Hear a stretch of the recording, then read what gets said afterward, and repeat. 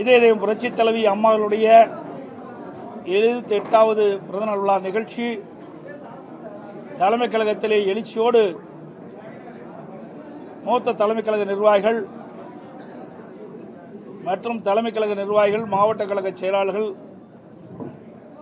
மாண்புமிகு நாடாளுமன்ற உறுப்பினர்கள், மாண்புமிகு சட்டப்பேரவை உறுப்பினர்கள், முன்னாள் நாடாளுமன்ற சட்டமன்ற உறுப்பினர்கள், கழகத்திலே பல்வேறு பொறுப்பில் வைக்கின்ற நிர்வாகிகள், பொதுமக்கள் திரளாக தலைமை கழகத்திலே கூடி எங்களுடைய இதயம் புரட்சி தலைவி அம்மா அவர்களுக்கு மலர் மாலை அணிவித்து மலர் தூவி இன்றைக்கு பிறந்த விழாவை எழுச்சியோடு நாம் கொண்டாடி இருக்கிறோம். இன்றைக்கு நடைபெறுகின்ற சட்டமன்ற பொது தேர்தலை ஒட்டி ஏற்கனவே 2 முறை அனைத்து இந்திய அண்ணா திராவிட முன்னேற்ற கழகத்தின் சார்பாக தேர்தல் அறிவிப்புகள் நாங்கள் வெளியிட்டுள்ளோம். இப்பொழுது அனைத்து இந்திய அண்ணா திராவிட முன்னேற்ற கழகத்தின் சார்பில் 3வது கட்ட தேர்தல் அறிவிப்புகள் வெளியிடுகிறோம். அறிவிப்பு 1. திரு ஸ்டாலின் தலைமையிலான நிர்வாக திறனற்ற விடியா திமுக ஆட்சியில் கடந்த 5 ஆண்டுகளில் அத்தியாவசிய பொருட்களின் விலைவாசி விஷம்போல் ஏறி மக்கள் கடுமையாக பாதிக்கப்பட்டுள்ளனர். அதேபோல் திராவிட முன்னேற்ற கழக ஆட்சி அமைந்த பிறகு சொத்து வரி, வீட்டு வரி, மின் கட்டணம், குடிநீர் வரி போன்ற பல வரிகள் இந்த அரசால் உயர்த்தப்பட்டுள்ளது. இதனால் மக்களின் அன்றாட குடும்ப சுமை பன்மடங்கு அதிகரித்துவிட்டது. எனவே மக்களின் சுமையை குறைக்கும் வகையில் அனைத்து இந்திய அண்ணா திராவிட முன்னேற்ற கழக ஆட்சி அமைந்தவுடன் ஒவ்வொரு குடும்பத்திற்கும் கருணை தொகையாக 10,000 ரூபாய் வழங்கப்படும். அறிவிப்பு 2. வேலைவாய்ப்பு அலுவலகங்களில் நம்முடைய இளைஞர்கள் பதிவு செய்து வேலைக்காக காத்திருக்கும் பட்டதாரிகளுக்கு மாதந்தோறும் 2,000 ரூபாயும், +2 வரை படித்து வேலைவாய்ப்பு அலுவலகத்தில் பதிவு செய்துள்ளோருக்கு மாதந்தோறும் 1000 ரூபாய் உதவித்தொகை வழங்கப்படும். அறிவிப்பு 3. மீன்பிடி தடைக்காலங்களில் மீனவர்களுக்கு தற்போது வழங்கப்பட்டு வரும் நிவாரணத் தொகை 8,000 ரூபாய். இந்த 8,000 ரூபாயிலிருந்து அதிமுக ஆட்சி மலர்ந்தவுடன் 12,000 ரூபாயாக உயர்த்தி வழங்கப்படும். ஒவ்வொரு ஆண்டும் தைப்பொங்கல் அன்று வழங்கப்பட்டு வரும் பொங்கல் தொகுப்புடன் சேர்ந்து 1000 ரூபாய் பொங்கல் பரிசாக வழங்கப்படும். கைத்தறி நெசவாளர்களுக்கு தற்போது வழங்கப்பட்டு வரும் விலையில்லா மின்சாரம் 300 யூனிட்டிலிருந்து 450 யூனிட்டாக உயர்த்தப்படும்.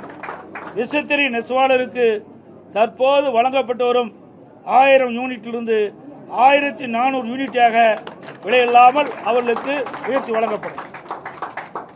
நகர பகுதியில் நடைபாதை ஓரமாக கடை வைத்திருக்கும் சிறு வியாபாரிகள் கூட்டுறவு வங்கியில் வாங்கிய கடன் முழுவதும் தள்ளுபடி செய்யப்படும்.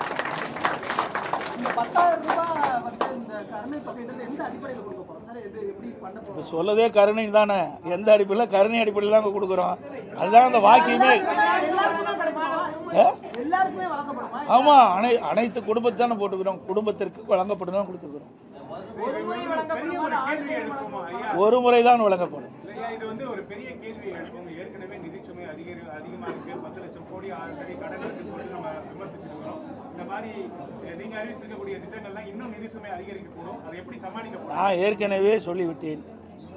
எங்களுடைய அதிமுக அரசு இருக்கின்ற பொழுது திறமையாக செயல்பட்டு கொரோனா காலத்தில் கூட 1 ரூபாய் வரி வருமானம் இல்லாத போதே சிறப்பான ஆட்சி கொடுத்த அரசாங்கம் அதிமுக அரசு.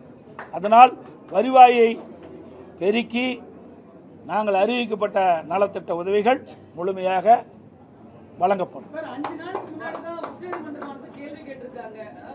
இந்த தொகை அறிவிக்கிறதெல்லாம் வந்து எப்படி நடைமுறை சாத்தியமா இருக்கு, அதுக்கான வரையறை இருக்கான்னு சொல்லி ஒரு கேள்வி கேட்டிருக்காங்க. அதுக்கு தாங்க நான் சொல்கிறேன், வருவாயை உயர்த்தி பெருக்கி அதன் மூலமாக நாங்கள் அறிவிக்கப்பட்ட இந்த திட்டத்தை மக்களுக்கு வழங்கப்படும். அது இப்போல்லாம் எப்படிங்க சொல்ல முடியும்? வரி ஏற்றுறாங்களா இல்லையா? நீங்கள் கேட்குற கேள்வியெல்லாம் அதாவது வரி உயர்த்துறது பலர் இருக்குது, புரியுதுங்களா? இன்றைக்கு வரி உயர்த்துவதற்கு பல்வேறு வழிகளில் நிதியில் இருக்குது. அந்த நம்முடைய நிதி துறையைச் சேர்ந்தவர் நிபுணர்கள் மூலமாக எந்தெந்த வகையில் வரி பெருக்க முடியுமோ உயர்த்த முடியுமோ அதை உயர்த்தி நாங்கள் அறிவிக்கப்பட்ட திட்டங்களுக்கு தேவையான நிதியை பெற்று திட்டங்களை செயல்படுத்துவோம். வேலை இல்லாத பட்டதாரிகளுக்கு மாதமான காசு தரும் நம்ம சொல்லியிருக்கோம். ஆனா அது இந்த பட்டதாரிகள் வேலை இல்லாத பட்டதாரிகள் அதிகமா இருக்காங்க, அவங்களுக்கு வேலை வழங்குவதற்கு நம்ம வேற என்ன முயற்சி எடுக்கணும்? அதுக்கு தாங்க நாங்கள் ஏற்கனவே மாண்புமிகு புரட்சி தலைவி அம்மா தமிழகத்துடைய முதலமைச்சராக இருக்கின்ற காலகட்டத்திலே படித்த இளைஞர்களுக்கு வேலைவாய்ப்பை வழங்க வேண்டும் அடிப்படையில் 2015ஆம் ஆண்டு தொழில் முதலீட்டாளர் மாநாட்டை சென்னையில் நடத்தி சுமார் 2,42,000 கோடி தொழில் முதலீட்டு ஈர்க்கப்பட்டு 74 புரிந்துணர்வு ஒப்பந்தங்கள் பெற்று அதையெல்லாம் செயல்பாட்டுக்கு வந்து இன்றைக்கு பல்லாயிரக்கணக்கானவர் வேலை கிடைத்திருக்கு. அதே வழியில் வந்து மாண்பு அம்மாவுடைய அரசு 2019 ஜனவரி மாதம் சென்னையில் தொழில் முதலீட்டு மாநாட்டை நடத்தி 3,05,000 கோடி தொழில் முதலீட்டு ஈர்க்கப்பட்டு 304 புரிந்துணர்வு ஒப்பந்தங்கள் போடப்பட்டு அதன் மூலமாக தொழிற்சாலைகள்லாம் பயன்பாட்டுக்கு வந்து பல்லாயிரக்கணக்கான இளைஞர்களுக்கு வேலைவாய்ப்பு கிடைக்கும். அதே குறிக்கோளோடு அதே வழியில் மாண்பு அம்மாவுடைய அரசு வந்த பிறகு புதிய தொழிற்சாலைகள் தமிழகத்திலே நிறுவப்பட்டு அதுக்கு தேவை நடவடிக்கை எடுக்கப்பட்டு அதன் மூலமாக பல்லாயிரக்கணக்கான இளைஞர்களுக்கு வேலைவாய்ப்பை உருவாக்கி தருவோம்.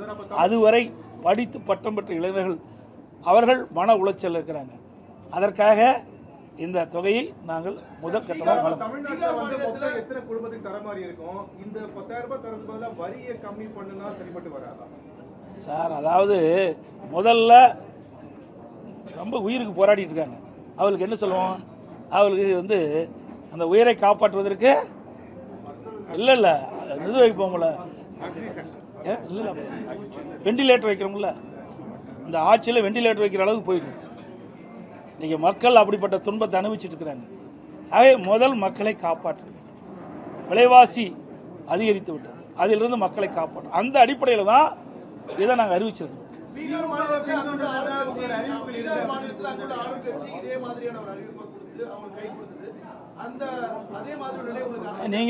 நீங்களே கேள்வி கேட்டீங்க, நீங்களே பதிலும் சொல்லிட்டீங்க, இரண்டும் நீங்களே சொல்லிட்டீங்களே.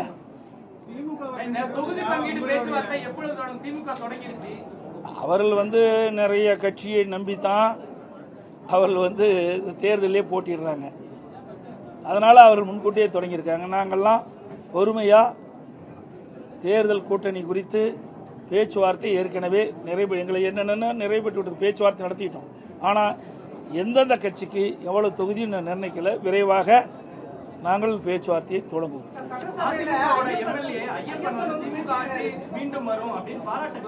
அவர் யாரோட இருக்கிறான்னு முதல் தெரிஞ்சுக்கிட்டீங்க. ஏங்க எல்லாம் ஆட்சியும் முடிய போகுது, அவர் மேலே நடவடிக்கை எடுத்து என்ன பண்ணுறது, என்ன பயன்? ஆக அவர் யாரோடு இருந்தார் உங்களுக்கு நன்றாக தெரியும். அவர் யாரோடு சேர்ந்திருக்கான்னு உங்களுக்கு தெரியும், யாருக்கு ஆதரவாக செயல்பட்டுருக்கான்னு தெரியும். இதையெல்லாம் தெரிஞ்சுக்கிட்டு இந்த கேள்வி எங்க எடுத்து கேட்குறீங்களா?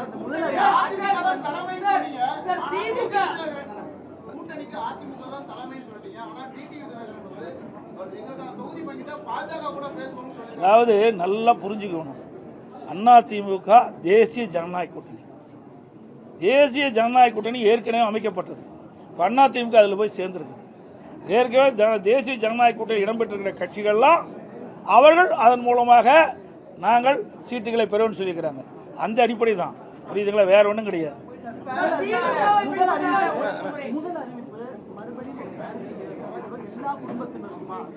இது சார் நான் தான் திருப்பி, அதாவது எல்லா குடும்பம் அதை பாரு, குடும்ப இதிலே தெளிவாக பாருக்கிறோம்.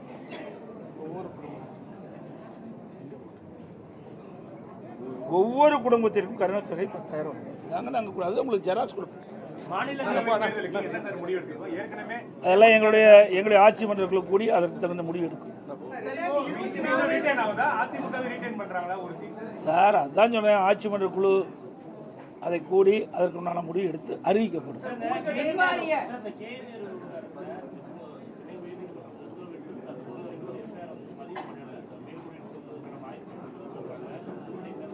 சார், என்றைக்கு திமுக நீதிமன்றம் கொடுத்த தீர்ப்பை ஏற்று அமுல்படுத்தி இருக்குது? நீதிமன்ற தீர்ப்பை மதிக்காத ஒரு கட்சினா திமுக கட்சி தான்.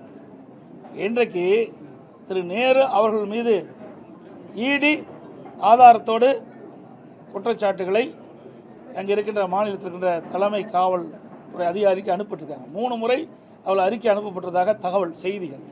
அதன் அடிப்படையில் நடவடிக்கை எடுக்காத காரணத்தில் தான் அனைத்து இந்திய அண்ணா திராவிட முன்னேற்ற கழகத்தின் சார்பாக நாங்கள் உயர்நீதிமன்றத்தில் வழக்கு தொடர்ந்தோம். அந்த அடிப்படையில் நீதிமன்றம் விசாரிக்கப்பட்டு இடி தாக்கல் செய்த அந்த அறிக்கையின்படி அதில் என்னென்ன விவரங்கள் இருக்குதோ அதையெல்லாம் உள்ளடக்கித்தான் நீதிமன்றம் ஒரு தீர்ப்பை வழங்கியிருக்கிறது. அந்த தீர்ப்பை மதித்து இந்த அரசு செயல்பட வேண்டும் என்பதுதான் எங்களுடைய கோரிக்கை. செயல்படும் என்று நாம் எதிர்பார்க்கிறோம். ஏனால் இதுவரை திராவிட முன்னேற்ற கழகத்துக்கு எதிராக வந்த எந்த தீர்ப்பையுமே இவர்கள் மதித்ததே கிடையாது. இதுவரை டிஜிபி, நிரந்தர டிஜிபி, சட்ட ஒழுங்கு நிரந்தர டிஜிபி நியமிச்சிருக்காங்களா? நீதிமன்றம் போச்சு, உயர்நீதிமன்றம், உச்ச நீதிமன்றம் போய் வந்த பிறகு கூட இந்த அரசாங்கம் நீதிமன்றத்தினுடைய உத்தரவை மதிக்காமல், தீர்ப்பை மதிக்காமல் இருக்கின்ற ஒரே அரசாங்கம் திராவிட முன்னேற்ற கழக அரசாங்கம். அனைத்து ஊடகங்களுக்கும் நன்றி, வணக்கம்.